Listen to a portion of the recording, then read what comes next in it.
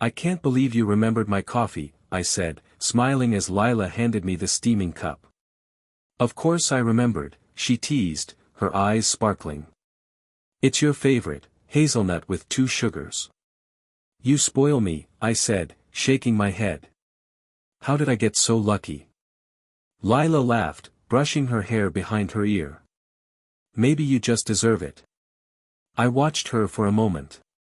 She had this way of making everything feel effortless, like she was the sun and I was just lucky to orbit her. Her laugh, her voice, the little quirks I'd memorized over the years, they all made my chest tighten in a way I hadn't felt before. Are you coming to dinner with my parents tonight? I asked. I'll be there, she said, tucking her phone into her bag. Don't worry. I've got it all covered. I nodded, though a tiny part of me noticed how she glanced at her phone just a little too quickly. Probably nothing. I didn't want to ruin the morning with suspicion. Later that evening, Aaron called me. So, how's my favorite lovebird? He asked. Perfect, I said. We're having dinner with my parents. Lila's cooking. She's amazing, you know. Aaron chuckled. Yeah. Just don't let her manipulate you into doing all the dishes afterward. I'll survive, I replied. But I laughed along with him, grateful for Aaron. He'd known me since childhood and had always been a quiet observer of my relationships. He had a way of seeing through people, and I trusted his judgment, though I didn't tell him everything. Dinner was exactly what I expected. Lila charmed everyone effortlessly. Your steak smells incredible, my mom said. Lila bowed dramatically. I only want your son to be impressed, she said, winking at me. I felt my cheeks warm. You already have me, I whispered. Later, while clearing the table, I noticed Lila's phone buzzing in her bag. She grabbed it quickly, hiding the screen from me. Everything okay?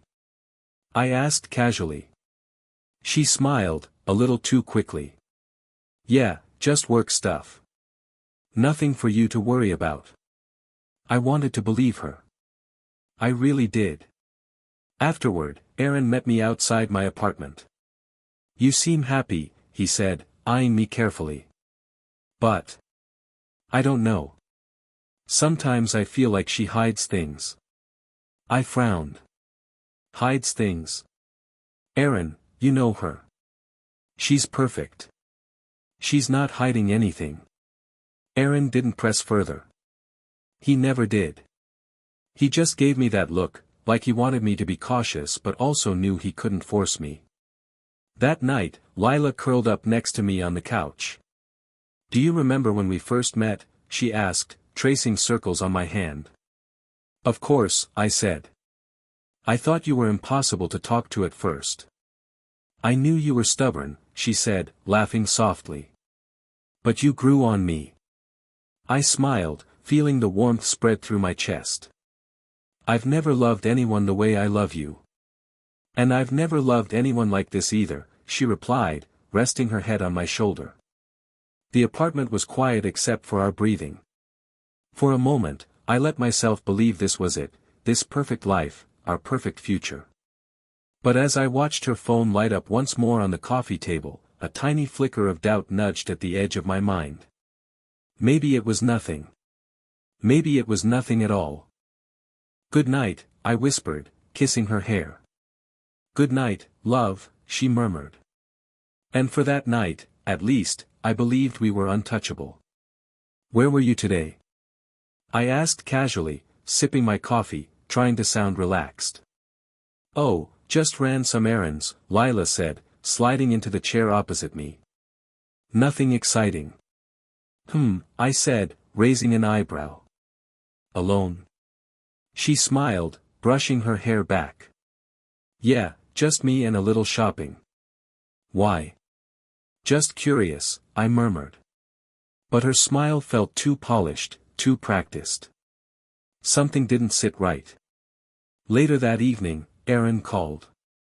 Hey, everything okay with Lila? He asked, voice low. I laughed, masking my unease. Why? What do you mean? I don't know, call it a gut feeling. You've been quiet. You seem off, he said. I'm fine, I replied quickly. Just tired from work. Aaron didn't press. All right, but keep your eyes open. You know me. I don't like seeing you blindsided. I hung up and frowned at my own reflection in the window. Was Aaron right? Had I missed the little things? The half smiles, the quick excuses, the way she sometimes avoided my gaze. The next day, Lila called me. Hey, do you mind if I meet Jenny after work? She asked. She wants to show me something. Sure, I said. Who's Jenny again? She laughed lightly. A coworker. You've met her at the office party last year, remember? I nodded. I did remember, vaguely. But I felt a twinge of something, suspicion. Jealousy. I couldn't tell. Don't stay too late, I said. I won't, she replied, her tone sweet but a flicker of impatience crossed her face.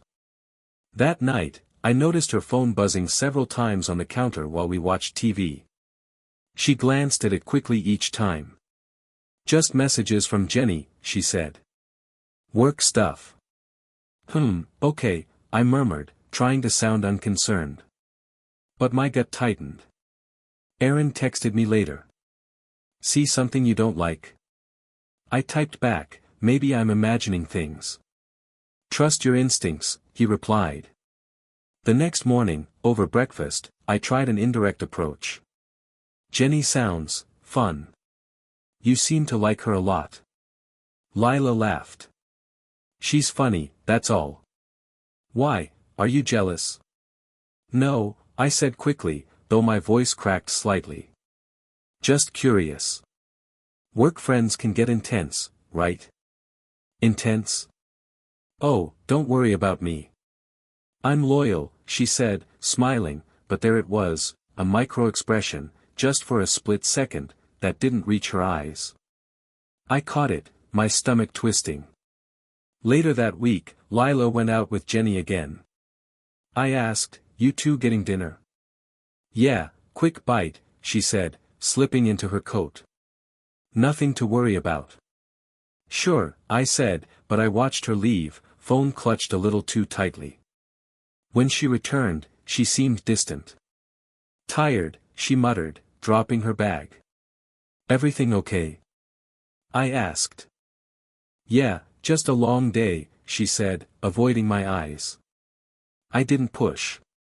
Not yet. Aaron met me later at the cafe. He slid into the seat across from me. You noticed something, he said flatly. I think so, I admitted. It's little things. Her phone, her stories. I don't know if it's nothing, or if I'm overreacting. You're not overreacting, he said. I've seen it before. Trust me, subtle cracks, they mean something. Keep your eyes open. Quietly. Don't confront yet. Quietly, I echoed. Aaron's tone was serious, protective, the way he always got when it came to me. I trusted him, and his words stuck. That night, Lila curled up next to me, scrolling her phone. I'm tired, she said, not meeting my eyes. I noticed, I said softly. Everything okay with Jenny? She froze for a second, a flash of irritation or fear, or maybe guilt, passing across her face. Then she smiled. Yeah. Work stuff, really. I didn't push. Not tonight. But as I lay there, listening to her quiet breathing, my mind replayed the week, the micro-expressions, the fleeting looks, the little inconsistencies. Something was off. I didn't know what yet. But I felt it. A crack in the perfect glass I'd been holding on to. And for the first time, I wondered if everything I thought I knew about Lila was just an illusion. My phone buzzed, lighting up the darkened room. I frowned at the sender, an unknown number. I think you should see this. Lila isn't who you think she is. I froze, heart hammering. The message had an attachment. I hesitated for a second before opening it. There she was. Lila. At a cafe, leaning close to a man I didn't recognize. Their heads were inches apart.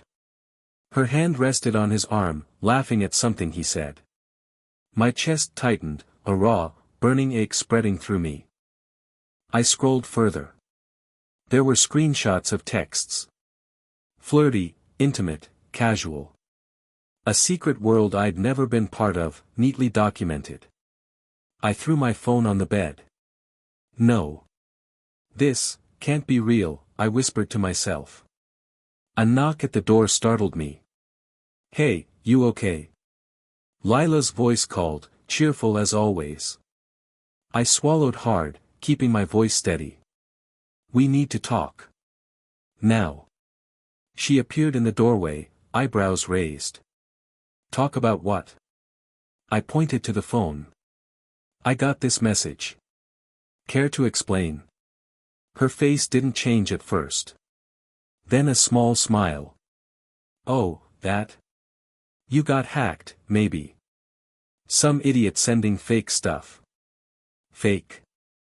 I laughed bitterly, anger and disbelief mixing in my throat. You expect me to believe you're laughing with some other guy, texting him like that, and it's all fake? I don't know what to tell you, she said smoothly, stepping closer. You're letting paranoia take over. You're imagining things. I'm imagining things. I asked, my voice rising. Look at this. I shoved the phone toward her. These texts, the cafe photo, the way you hide your phone, how is this me imagining things? She tilted her head, her voice soft. You're overreacting. You always overreact. I can't control what people send you. My hands shook. People send you messages, huh? Or maybe it's you sending them and pretending you're innocent. She laughed, a sound that used to charm me, but now grated like metal. You're insane. I've done nothing wrong. Why would I? After everything we have. After everything we have. I echoed, voice tight. You cheated. You lied. For who? Why? Her eyes flashed with something, defensiveness, fear, maybe guilt, but her words cut through like knives. Cheated? I can't believe you're accusing me of that. You don't trust me at all. I trusted you more than anyone in this world. I shouted. And this is how you repay me? With lies and secrets? She took a step back, crossing her arms. Secrets? Oh, please. Everyone has secrets. I never told you anything because it was none of your business. None of my business. You hid an entire relationship, Lila. You made me live a lie. My voice cracked, and I felt a tear sting my eye. I don't even know if anything we had was real. She shook her head, her voice dripping charm. You're making this bigger than it is. I don't know why you're reacting this way. I've never loved anyone the way I love you. Can't you see that? I see that you lied. I yelled. I see that I've been living a lie for months, or years. How can I even trust myself to judge anything anymore? Her lips pressed together. You're twisting things. You're imagining betrayals that aren't there. I slammed my hand on the table. No, Lila. I saw the photos, the texts. I have proof. You can't gaslight me anymore. She blinked, then sighed, almost theatrically. I don't know what to say. You're making me feel like I'm the villain here, and it's unfair. I don't care about unfair. I shouted. I care about truth. I care about not being lied to every single day of my life. Her eyes softened for a second, just long enough to make me remember why I loved her in the first place. But then her smile returned, forced, practiced. Maybe you just need time to calm down. You're letting anger cloud your judgment. No, I said, voice low but firm.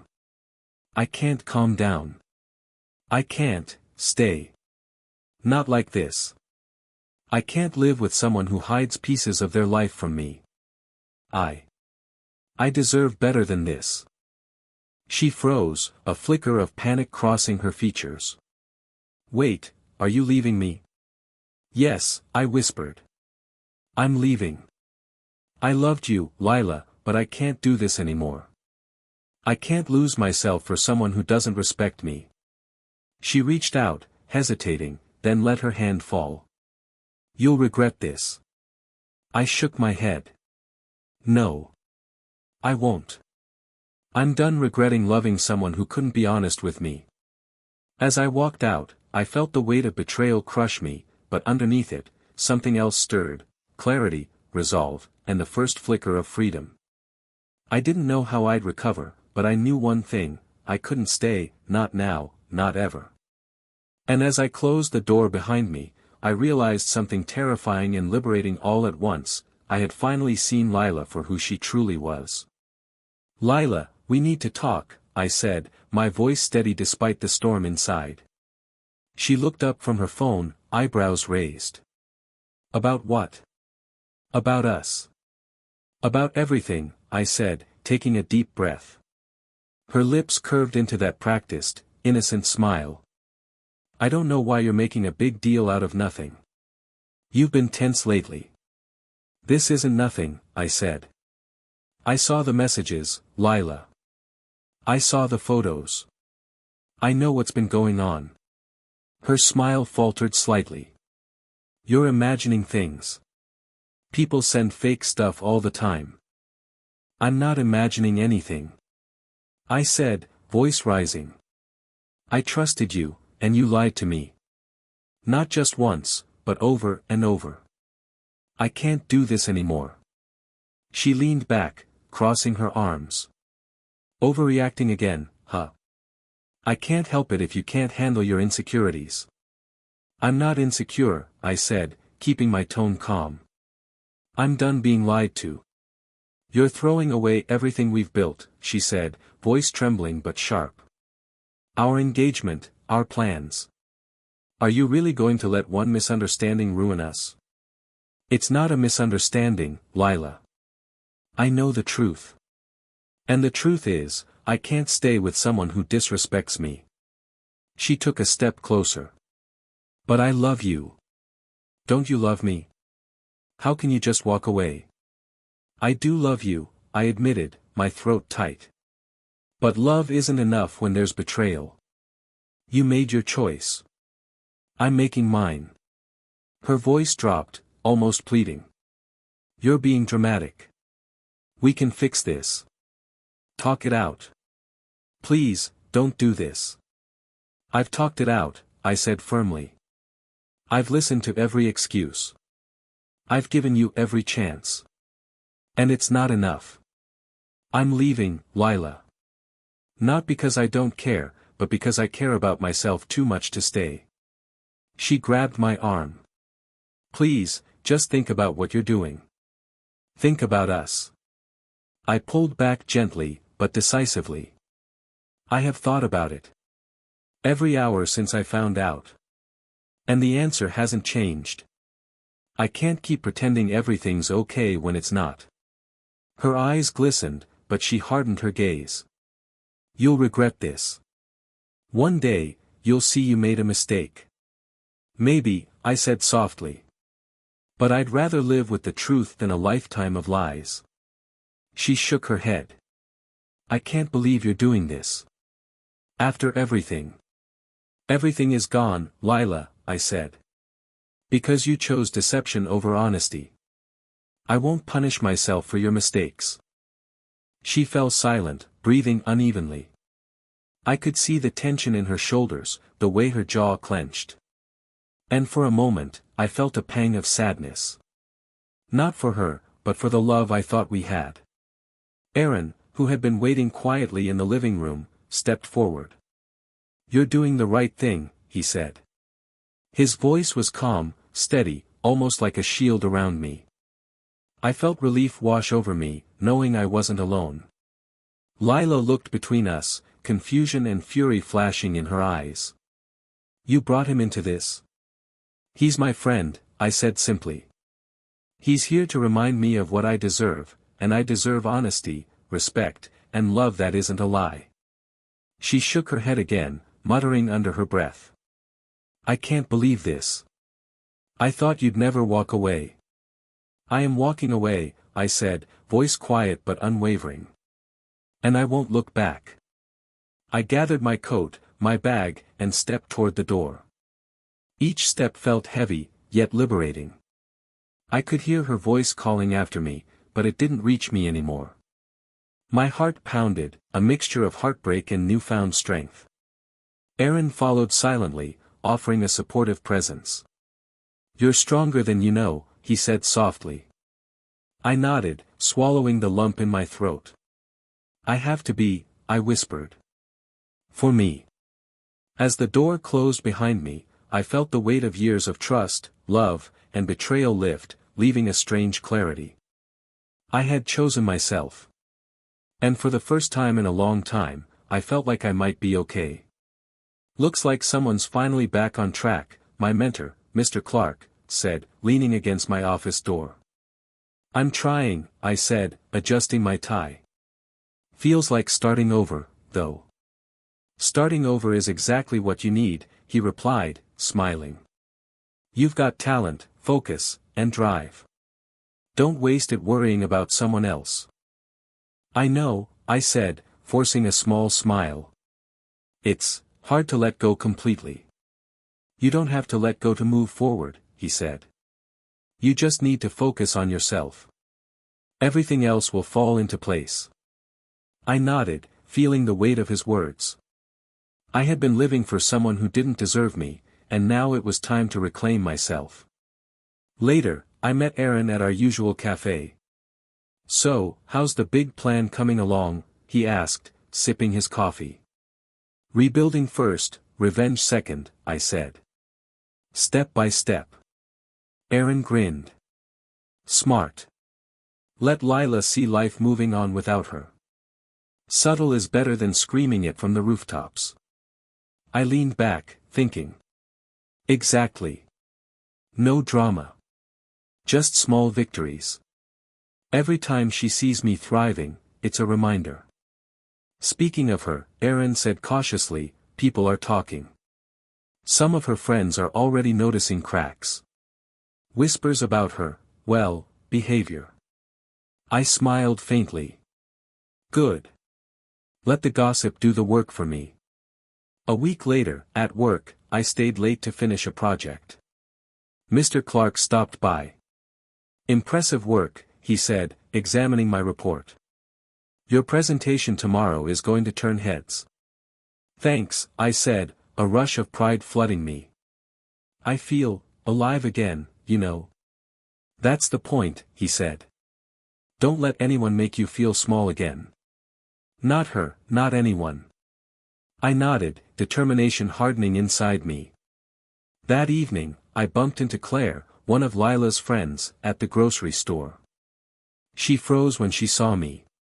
Oh, hi, she said, forcing a smile. Hey, I said casually. How have you been?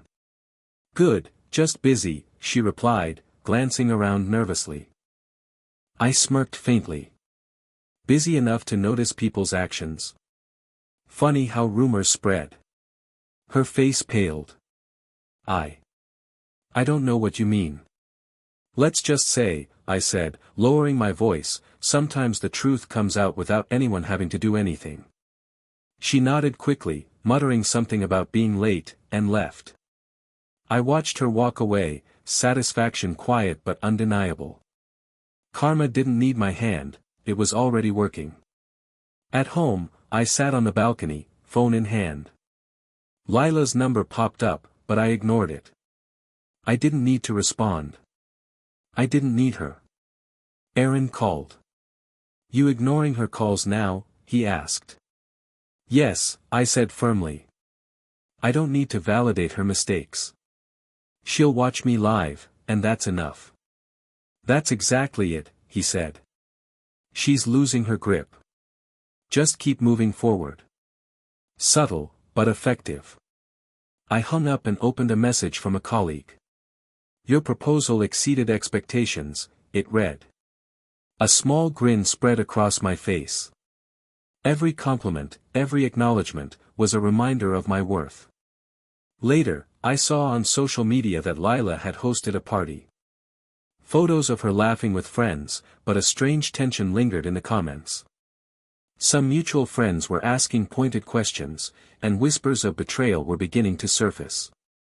I leaned back, sipping my drink. Good, I whispered. Let the cracks show. The next morning, I ran into Mr. Clark again. You're transforming, he said, eyes serious. Not just at work. You carry yourself differently.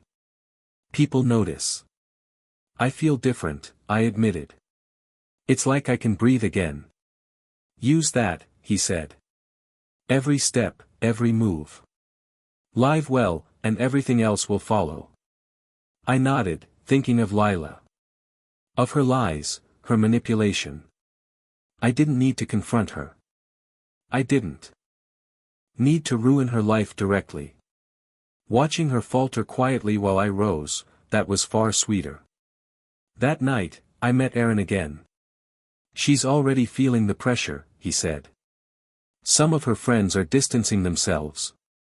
Careers start to wobble when reputation cracks.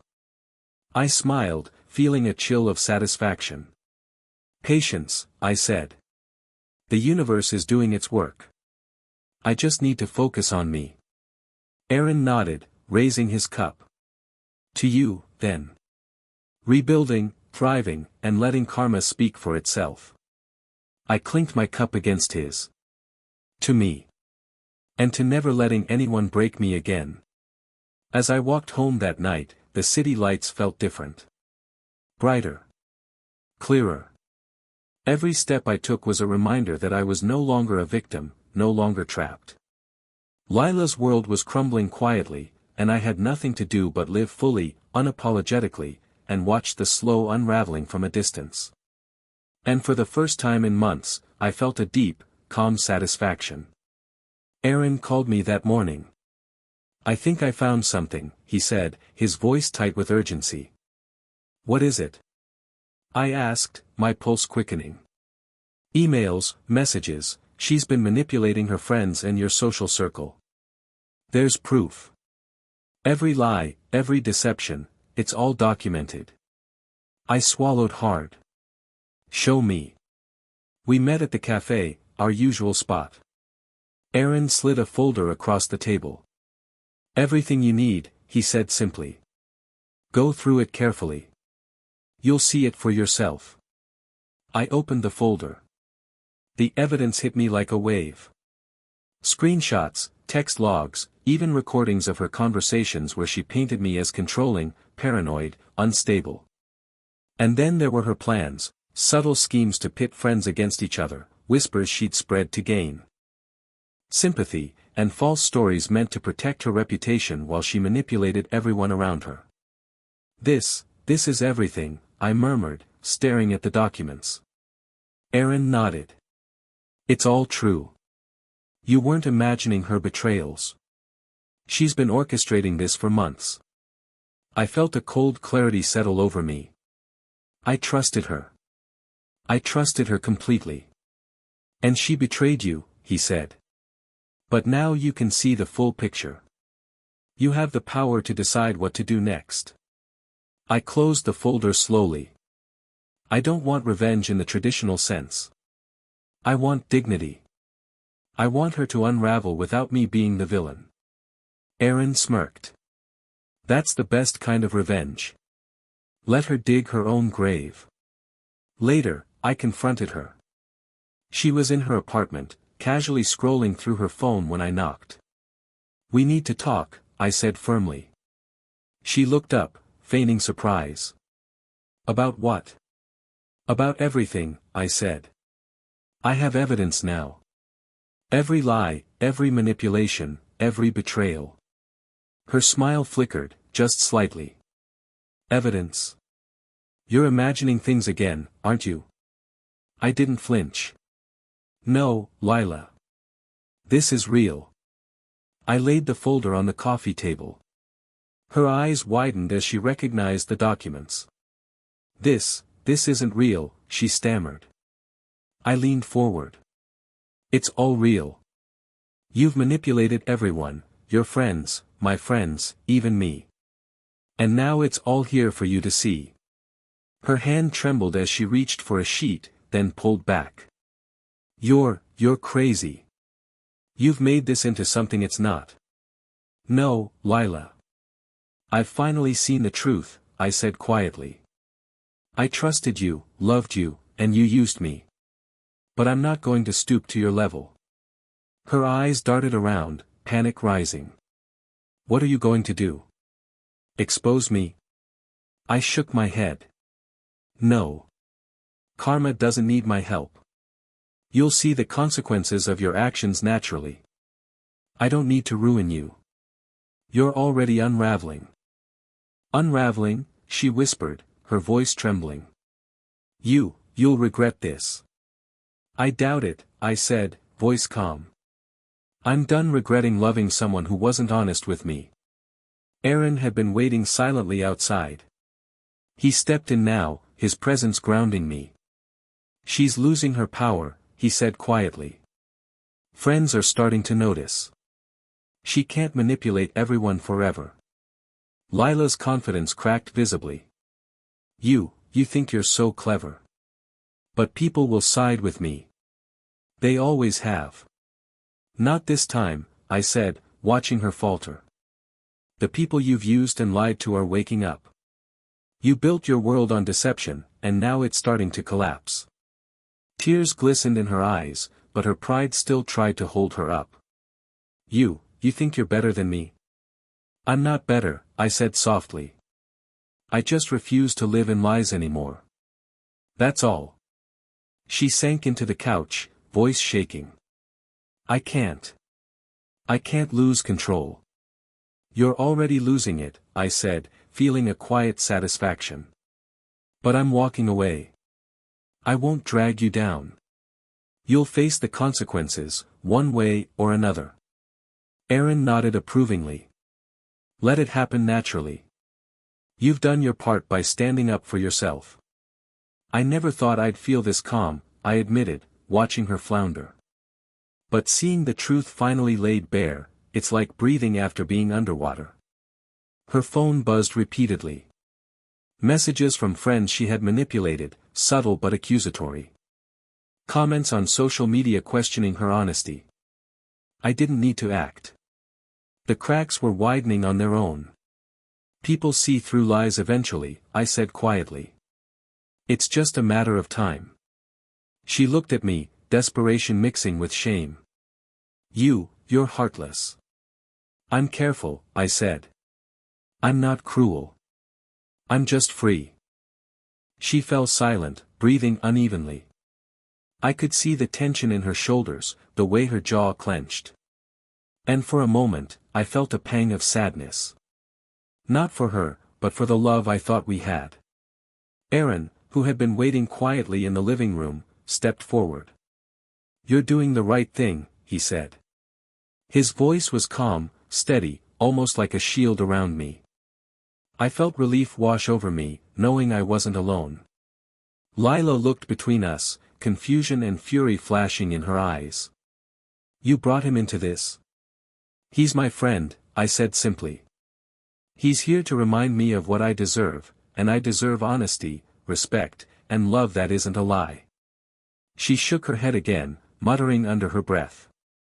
I can't believe this. I thought you'd never walk away. I am walking away, I said, voice quiet but unwavering.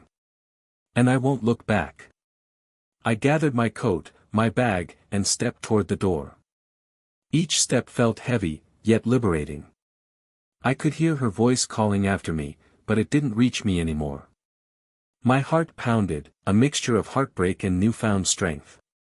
Aaron followed silently, offering a supportive presence. You're stronger than you know, he said softly. I nodded, swallowing the lump in my throat. I have to be, I whispered. For me. As the door closed behind me, I felt the weight of years of trust, love, and betrayal lift, leaving a strange clarity. I had chosen myself. And for the first time in a long time, I felt like I might be okay. Looks like someone's finally back on track, my mentor, Mr. Clark, said, leaning against my office door. I'm trying, I said, adjusting my tie. Feels like starting over, though. Starting over is exactly what you need, he replied, smiling. You've got talent, focus, and drive. Don't waste it worrying about someone else. The calls started coming in. Friends I thought were neutral began subtly distancing themselves from her. One text from a former colleague read, "Hey, I think we need to rethink our collaboration with Lila. Trust is complicated now." I stared at the message, feeling a quiet thrill. Not vindictive, exactly, more a sense of justice.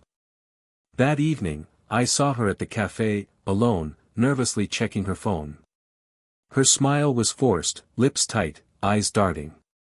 I kept my distance, but curiosity, and a small part of me, wanted to hear her voice falter. She's been avoiding me, whispered someone from her table. She's losing control, said another. I didn't move. I didn't need to. The whispers carried far enough. Aaron nudged me. Want to say hi? No, I said. Let her live in that moment. Let her see me thriving without her knowing I'm watching. Later, my phone buzzed. A message from Lila, short and clipped, I know you're watching. This isn't over. I stared at it, then typed back slowly, it is over. I'm moving forward. You should too. Her reply didn't come. I didn't expect it. Silence was part of the unraveling. The next day at work, I bumped into one of her coworkers. Lila, she's having a hard time with her projects, he said carefully. She's defensive, tense, everyone's noticing. She should have thought about that before lying, I said softly, letting the words hang in the air. He nodded. Yeah, karma, I guess. I walked away, chest tight but steady. There was still lingering pain, a quiet ache from what I lost with her. But the satisfaction, the balance restoring itself, was undeniable. That evening, Aaron and I met at the balcony of my apartment. You okay? He asked. I am, I said. It still hurts.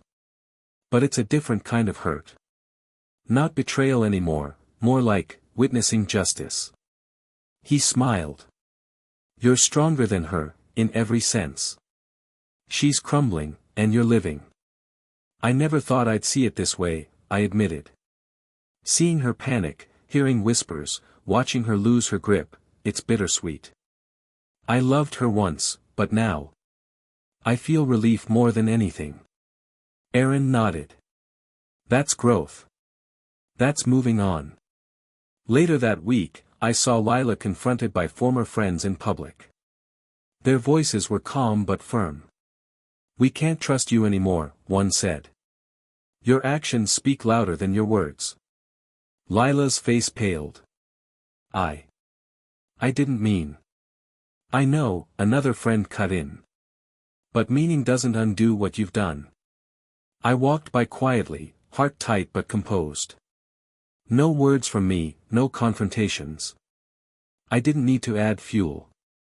Watching the dominoes fall was enough. At home, I reflected on the past months. The anger, the heartbreak, the sense of betrayal, it was still there, but lighter, more distant. I realized that strength didn't come from punishing her, but from reclaiming myself, thriving, and letting the truth speak for itself. And while Lila struggled, I could finally breathe again. I had survived the storm, and the world, quietly, inevitably, was correcting itself. I can't believe you actually went skydiving, Aaron said, shaking his head as we sat at the cafe. I needed to do it, I said, a small grin on my face. I realized I've spent too much time scared of trusting, scared of moving forward. I don't want to be that person anymore. You're insane, he laughed, but there was warmth in his eyes. But I like this version of you. I shrugged. It feels good. I haven't felt this alive in years. Aaron leaned forward. You know, it's not just about thrills. You're reconnecting with yourself. You're reclaiming what was lost. I nodded, stirring my coffee. I've been calling my sister again. Spent time with my parents this weekend. I even joined a photography class. Things I neglected because I was stuck. That's huge, Aaron said. You're building a life around yourself, not anyone else. I smiled faintly. Exactly. Anne. I met someone. Aaron's eyebrows shot up. Oh. Do tell. Her name's Mia. We met at the photography class. She's different. Easy to talk to, genuine, and doesn't play games. I feel comfortable around her, which is a new feeling. Comfortable can be dangerous, Aaron teased. But I get it. She sounds good for you. She is, I said, a hint of excitement in my voice. I don't want to rush anything. I just enjoy her company, her perspective. It's refreshing. Aaron smiled knowingly. I'm glad. You deserve that. After everything you went through, you should feel safe and happy. I leaned back, thinking about the months that had passed.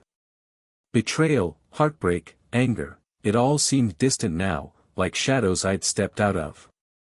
Funny, I said, how losing someone made me find myself. Aaron nodded. It's ironic. But that's growth. You took a bad situation and turned it into fuel. I laughed softly. Fuel, yeah. I like that. I feel stronger. Independent. Not just emotionally, but mentally, spiritually. I'm no longer defined by her actions. You're thriving, Aaron said. And you're not just surviving anymore. Later that evening, I met Mia for coffee. I saw your photos from class, I said, smiling. Thanks, she replied, tucking a strand of hair behind her ear. You have a good eye. You're improving fast. Learning from the best, I said, grinning. Actually, I've been thinking of joining that weekend photography hike. Want to come? I'd love to, she said. Her smile made my chest tighten in a good way, the kind that reminded me life could be sweet again. We talked for hours, and for the first time in a long time, I didn't feel the weight of the past. Lila, betrayal, manipulation, they existed in memory only, not in the present. Later, Aaron called. How's the new chapter going? Better than I expected, I said. I'm at peace. Happy even. I didn't think that was possible so soon. See? I told you. You'd come out stronger, he said. You just had to take the steps. I'm learning that, I admitted. It's not about forgetting what happened. It's about taking lessons from it and letting it shape me, not define me.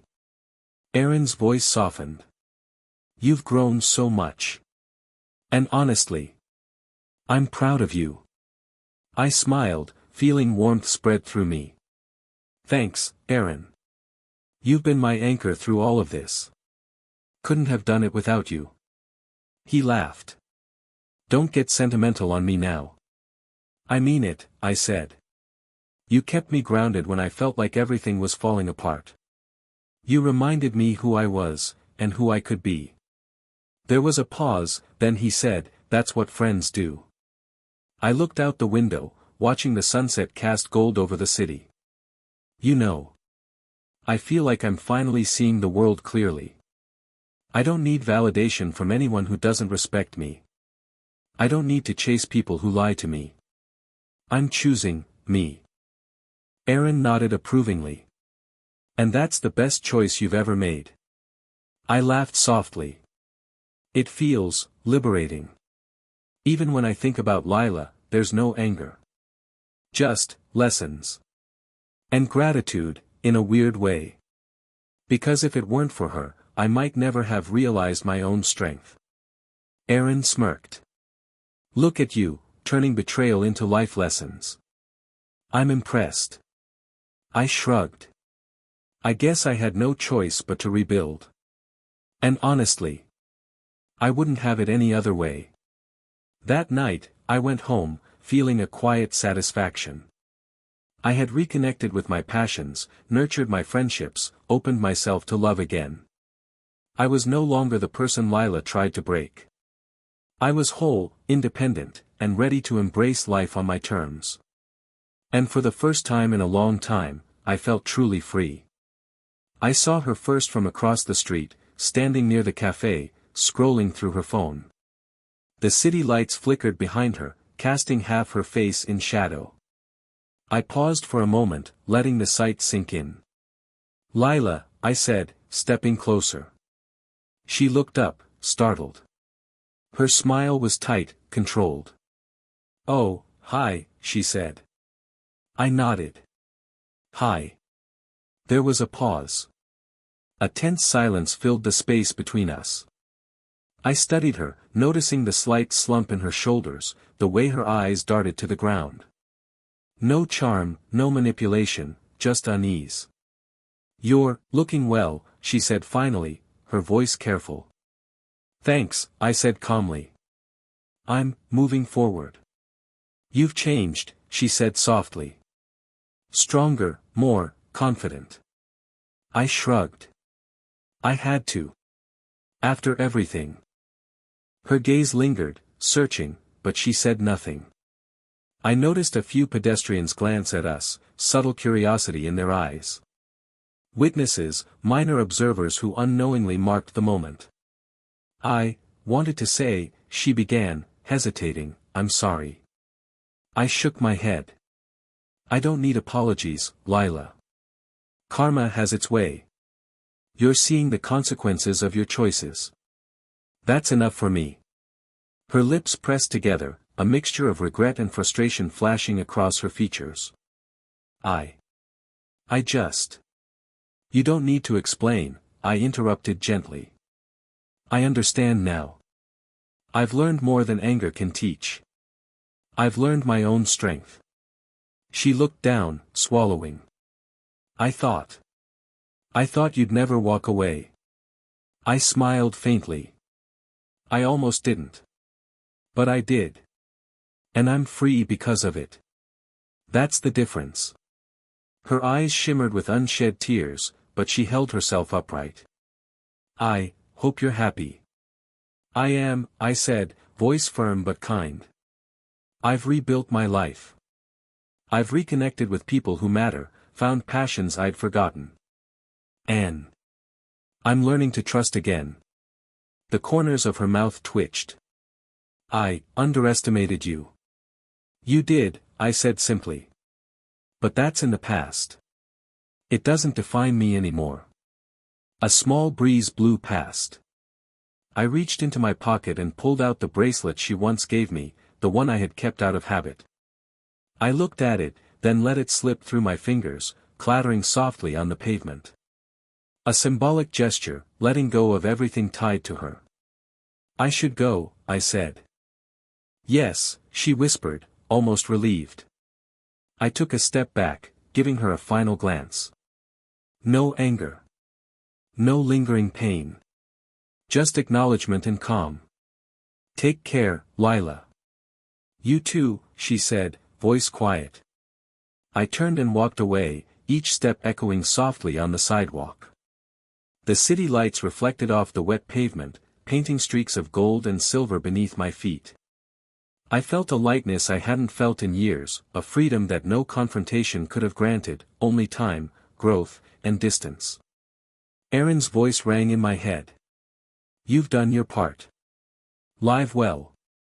Let the rest unfold. And I was. Every step I took affirmed it. Betrayal, heartbreak, and manipulation had been lessons, not chains. I no longer needed revenge, no longer needed validation. Karma had spoken, and I had reclaimed my life. I paused at the corner, looking back one last time. She was still there, watching the street, perhaps reflecting on her own choices. I smiled quietly to myself. It was over. Truly over. And I was whole. I wake up to sunlight spilling through the window, warm and unhurried. I stretch and breathe deeply, noticing the calm in my chest, a sense of peace I never thought I'd feel again. Erin's voice buzzed through my phone earlier. "Morning, sleeping beauty. Ready for the hike?" "I am," I whispered, smiling. "Thanks for checking in." He chuckled. "You've come a long way. I'm proud of you." "Thanks," I said softly. "I really mean that." I get ready quickly, grabbing my camera. Today, I'm meeting Mia and some new friends from my photography group. Excitement bubbles in me, but not in the way it used to with Lila. This is different, clean, honest, unburdened. At the trailhead, Mia waves. "You made it," she says, eyes sparkling. "Wouldn't miss it," I say, grinning. She nudges me playfully. "Don't get lost this time." I laugh. "Not a chance. You'd never hear the end of it." The others introduce themselves: Kevin, light-hearted and encouraging; Sarah, quietly observant; and Leo, a photographer with a wicked sense of humor. I immediately feel included, welcomed, not judged. Erin texts, "Go enjoy. You deserve this." I tuck the phone away, feeling gratitude for his unwavering support. As we hike, conversation flows easily. Mia points out a cluster of wildflowers. "Look at this," she says. "Nature always has something to teach." I snap a photo. "Yeah, patience, growth, resilience," I say quietly. Mia glances at me, curiosity in her eyes. "You're reflective today." "I guess," I admit. "I've been thinking about how far I've come.